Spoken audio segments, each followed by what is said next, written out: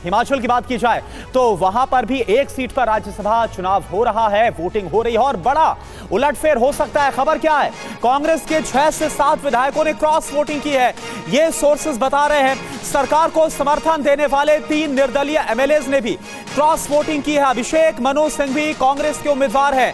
BJP ने हर्ष महाजन को मैदान में उतारा है। हालांकि इससे पहले हमने सुखविंदर सिंह सुक्खू को देखा, उनकी तरफ से कहा गया हमारे पास कुल 40 विधायक हैं, अगर ऐसे में कोई भी अगर नहीं बिका होगा तो सभी 40 के 40 हमारे उम्मीदवार को पड़ेंगे।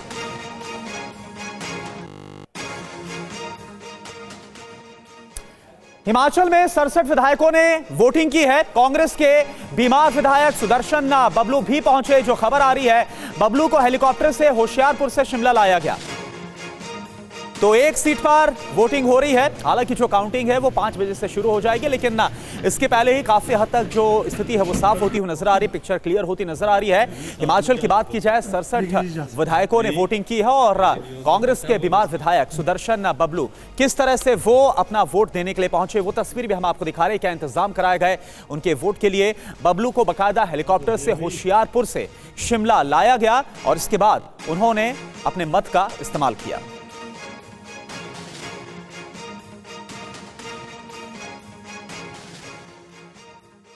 इधर हिमाचल के सीएम सुखविंदर सिंह सुक्खू का बयान सामने आया है, कोई बिका नहीं होगा तो हमें 40 वोट मिलेंगे, पैसा ही बीजेपी की अंतरात्मा है, ये हिमाचल के सीएम की तरफ से कहा गया। हिमाचल में क्रॉस वोटिंग नहीं हुई है। हालांकि खबरें कुछ और भी आ रही हैं। सभी विधायकों ने कांग्रेस की विचारधारा पर वोट डाला। मेरा मानना है कि हमारे 40 विधायक थे, अगर कोई बिका नहीं होगा तो हमें 40 के 40 वोट आएंगे। निश्चित तौर पर मेरा यह मानना है कि कांग्रेस की विचारधारा और हाथ के निशान पर जो चुनकर आए हैं उन लोगों ने पार्टी को वोट डाला होगा, पार्टी के प्रत्याशी को वोट डाला होगा।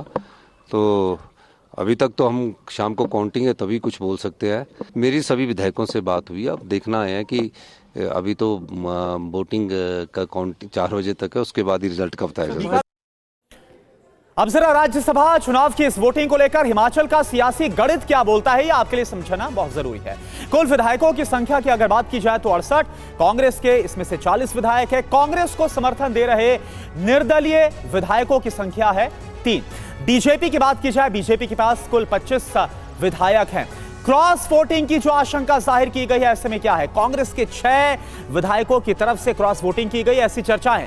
कांग्रेस को समर्थन दे रहे 3 जो निर्दलीय विधायक है उनकी तरफ से भी क्रॉस वोटिंग को लेकर खबर है। तो ऐसे में क्या जो हालात हैं वो बदल सकते हैं, ये अपने आप में बहुत बड़ा सवाल है। हिमाचल के नेता विपक्ष जयराम ठाकुर का बड़ा बयान, अंतरात्मा की आवाज पर वोट डाले। जयराम ठाकुर की तरफ से कहा गया कांग्रेस के लिए चुनाव काफी मुश्किल है। जयराम ठाकुर की तरफ से ये बयान सामने आया। जो चुनाव हो रहा है उसमें भारतीय जनता पार्टी की ओर से हमने कैंडिडेट दिए हैं और हर्ष महाजन जी हमारे कैंडिडेट हैं।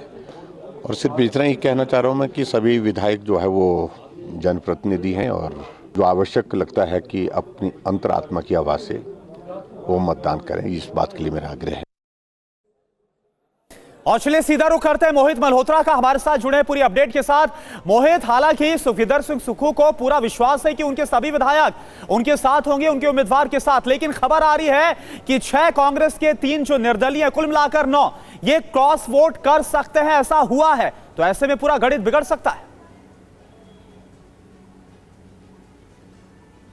बिल्कुल, देखिए इस सीट को लेकर कांग्रेस पूरी तरह से आश्वस्त थी, इसी वजह से अभिषेक मनु सिंघवी को हिमाचल प्रदेश से राज्यसभा के लिए भेजा गया। लेकिन एक बड़ा झटका लग सकता है कांग्रेस को, क्योंकि 6 के आसपास कांग्रेस के ही विधायक हैं जिन्होंने अपना वोट क्रॉस कर दिया, यानी बीजेपी के उम्मीदवार को कर दिया है।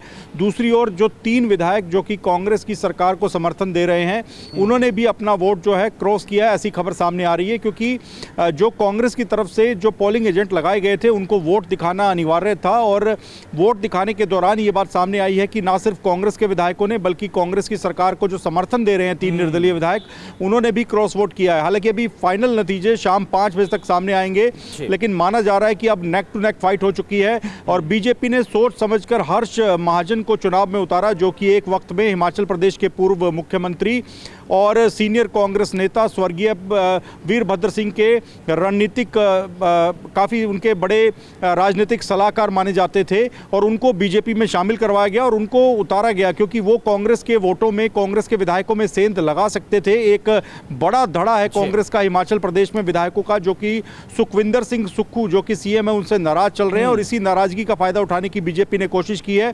अब देखना यह होगा कि जब नतीजे आते हैं तो क्या बीजेपी और कांग्रेस के उम्मीदवार को एक बराबर वोट मिलते हैं या फिर कांग्रेस क्योंकि जो खबरें आ रही है इसके बाद जिताने में कामयाब हो पाती है नहीं।